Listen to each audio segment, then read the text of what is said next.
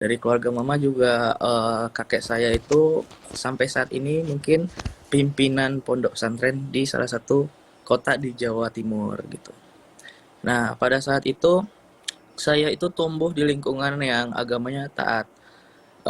Mau dari agama keluarga lingkungan papa maupun mama dan lingkungan di rumah saya sendiri gitu. Nah, waktu SD saya itu pernah bermimpi saya itu berdiri di antara.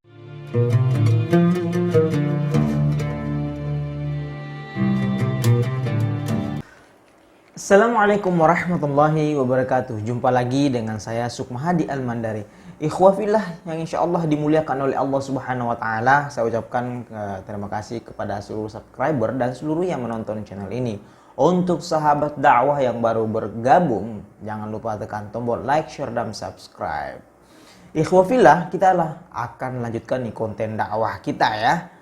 Konten dakwah kita kali ini kita akan mereaction ya, seseorang yang mengaku keturunan Arab ya, orang Arab di Indonesia ya, dan dia mengaku murtad. Ya wallahu alam benar dia keturunan Arab atau bukan. Kalau saya sih ngelihat wajahnya ya mirip dengan kita ya, nggak mancung-mancung amat juga lah kayak orang Arab lainnya gitu. Dia mengaku kemudian kata dia Pak, orang tuanya dari Jawa Timur dan dia keluarga pesantren di Jawa Timur, tapi nggak tahu, dia nggak menyebutkan spesifik RT mana, kelurahan mana, wilayahnya yang mana, dia cuma bilang Jawa Timur. Wallahu alam murtadin beneran atau bukan ya. eh Baik, kita akan nyimak ya alasan dia murtad itu sangat aneh ya, kaget kita karena alasan dia murtad itu. Ya, baik, kita dengar sama-sama. Nanti kita akan komentarin ya. Baik. Dari keluarga mama juga kakek saya itu sampai saat ini mungkin pimpinan pondok pesantren di salah satu kota di Jawa Timur gitu. Nah, pada saat itu saya itu tumbuh di lingkungan yang agamanya taat. Mau dari agama keluarga lingkungan papa maupun mama dan lingkungan di rumah saya sendiri gitu.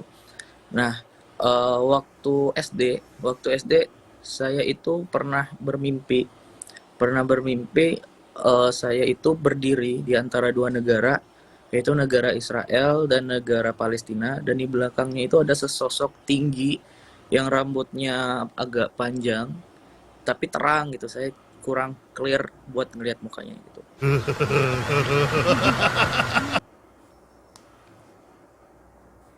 Baik, ikhwafillah itu tadi ya pengakuan seseorang ya, dia mengaku sebagai murtad sebenarnya. Nanti di video selanjutnya kita akan bahas juga ya.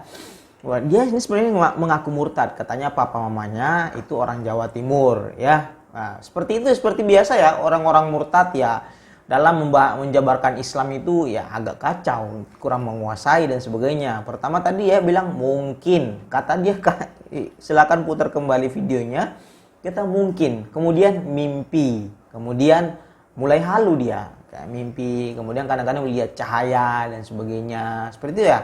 Nggak jauh-jauh beda dari kamu murtadin lain, alasannya mungkin mimpi, apa namanya, mulai halu. Ini sesuatu yang tidak pasti sebenarnya, alasan dia nggak masuk akal. Dia mulai memulai kemurtatan, dia bisa masuk murtad, alasannya kurang logis sebenarnya.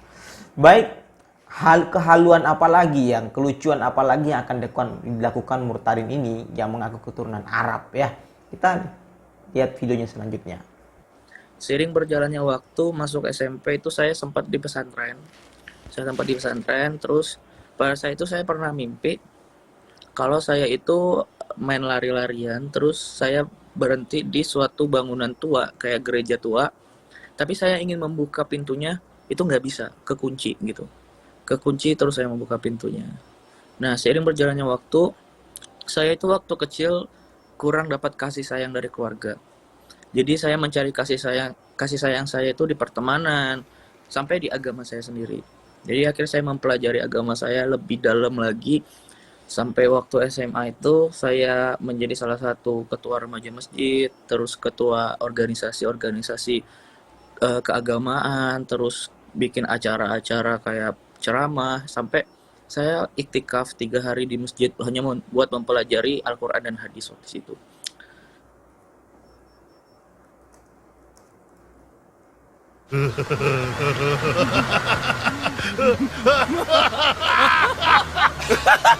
Ikhwafillah, ya. Ya, jangan saya ketawa ya, saya ketawa ini ya. Katanya i'tikaf di masjid untuk belajar Al-Quran dan hadis selama 3 hari.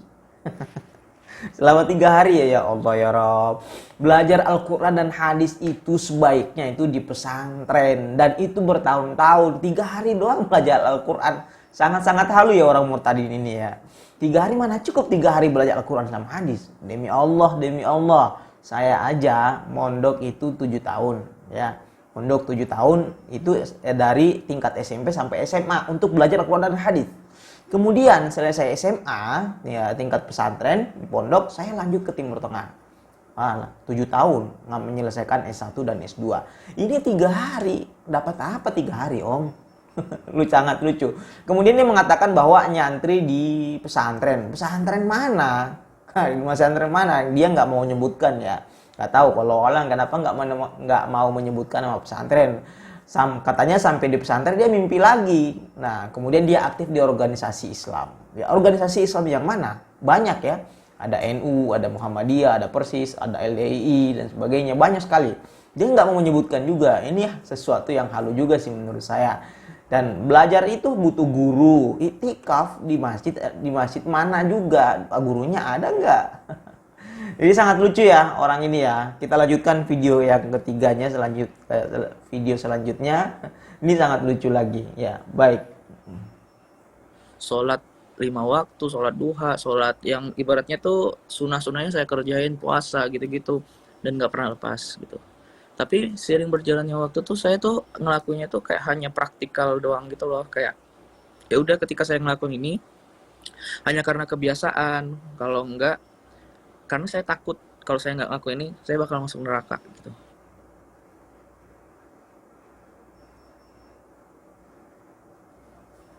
Ikhwafillah, dia tadi mengatakan bahwa dia aktif melaksanakan sholat 5 waktu, sholat duha. Kemudian dia melaksanakan sholat itu karena hanya kebiasaan, katanya begitu. Kemudian praktikum katanya, hanya praktek aja. Lalu dikatanya tadi hidup di pesantren, pernah di pesantren. Terus di pesantren belajar apa ya? Saya sih jadi curiga orang ini pada saat pesantren dia hanya sampai gerbang aja. Sampai di gerbang saja nggak nggak belajar apa namanya zikir-zikir dan sebagainya. Padahal dalam sholat itu ada zikir, ada doa, ada doa-doanya, ada doa iftitah. Inna sholati wa nusuki wa mahyaya wa mamati lillahi rabbil alamin. Sesungguhnya hidupku, matiku hanya untuk Allah Subhanahu wa taala. Masa sih nggak paham itu? Tuh, dalam doa sholat itu, hidup dan mati kita itu ya hanya milik Allah Subhanahu wa taala. Jadi katanya hanya praktek doang. Lah, dalam pesantren kita belajar ilmu tauhid, ilmu fikih, ya banyak dan sebagainya. Baik, kita lanjutin lagi ya videonya. Nah, jadi pada saat itu saya karena orangnya juga realistis ya, orangnya suka pengetahuan juga. Pada saat itu saya sempat di titik ateis. I don't believe in God. Bahwa God tuh exist tuh aku nggak percaya gitu pada saat itu. Nah, seiring berjalannya waktu, literatur saya makin bertambah, saya bacanya makin banyak buku gitu. Akhirnya saya percaya bahwa Tuhan tuh ada, tapi saya nggak percaya sama agama. Saya agnostik. Saya percaya Tuhan tapi tidak percaya konsep agama. Nah, mulai halu lagi nih orang nih. Mulai halu lagi orang nih. Katanya keturunan Arab, pernah nyantri dan sebagainya. Tapi sekarang dia kok mengaku sebagai agnostik. Sebenarnya agama Anda itu apa? Islam atau bukan sih? Padahal kita sudah punya Al-Quran, di mana sudah dijelaskan Al-Quran itu hudal linnas, petunjuk kepada untuk manusia dan sebagainya. Untuk orang-orang bertakwa, Al-Quran itu adalah petunjuk buat kita semua. Makanya kita baca Al-Quran, jangan hanya baca, harus paham terjemahannya, kemudian tafsirnya, maknanya, ya, dan sebagainya. Nah, kita lanjutkan lagi ya. Makin lucu nih pengakuan orang ini nih. Nah, pada saat itulah saya mulai cikal bakal saya mencari Tuhan. Saya mulai mengkritisi semua agama yang ada di Indonesia. Mau itu Hindu, Buddha, Konghucu, terus Kristen, Katolik maupun Protestan, sampai ke Muslim. Ikhwafillah, ini tadi ya pengakuan dari orang ini, katanya dia setelah belajar dan sebagainya mulai dia meragukan dengan dirinya sendiri, dia ragu dengan adanya Tuhan dan sebagainya, dan mulai mengkritisi agama orang lain, agama-agama di Indonesia. Ini sangat parah sih menurut saya. Karena kenapa? Kenapa seperti itu? Di agama Islam aja, di Muslim, pada saat dia Muslim, dia mengaku sebagai Muslim. Saya sih nggak yakin dia awalnya Muslim. Dia katanya sholatnya aja nggak beres, ya katanya hanya praktek, ya teori dan sebagainya dia nggak belajar seperti itu ya. Jadi saya sangat meragukan bahwa orang ini kemungkinan besar sih hanya mengaku-ngaku sebagai Muslim. Nah sekarang mau mengkritisi agama-agama, seluruh agama-agama Indonesia, ada banyak ya, ada Kristen, ada Islam, kemudian ada Buddha, ada Hindu, ya ada Konghucu, ya.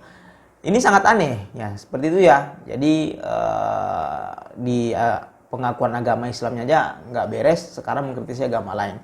Saya kira kita tetap hati-hati ya, tetap hati-hati. Sebelum saya tutup konten ini, ada sebuah firman Allah Subhanahu wa taala dalam Al-Qur'an ya. Ya ayyuhalladzina amanu taqullaha haqqa tuqatih wa la tamutunna illa wa antum muslimun. Artinya, tadi Allah sendiri yang mengatakan, berfirman, wahai orang-orang yang beriman, ittaqullah, bertakwalah kalian kepada Allah Subhanahu wa taala, wa la tamutunna, dan jangan mati, jangan meninggal dunia, illa wa antum muslimun, kecuali dalam beragama Islam. Insyaallah kalau kita masuk Islam, kita beragama Islam, insyaallah surga tempat kita. Seperti itu ya, itu pesan yang saya mau sampaikan, bahwa jangan seperti orang ini, halu, mimpi, nggak pasti, nyantri di mana, nggak jelas ya. Nah, seperti itu. Saya kira seperti itu. Jangan lupa tekan tombol like, share, dan subscribe. Wabillahi taufiq wal hidayah. Assalamualaikum warahmatullahi wabarakatuh.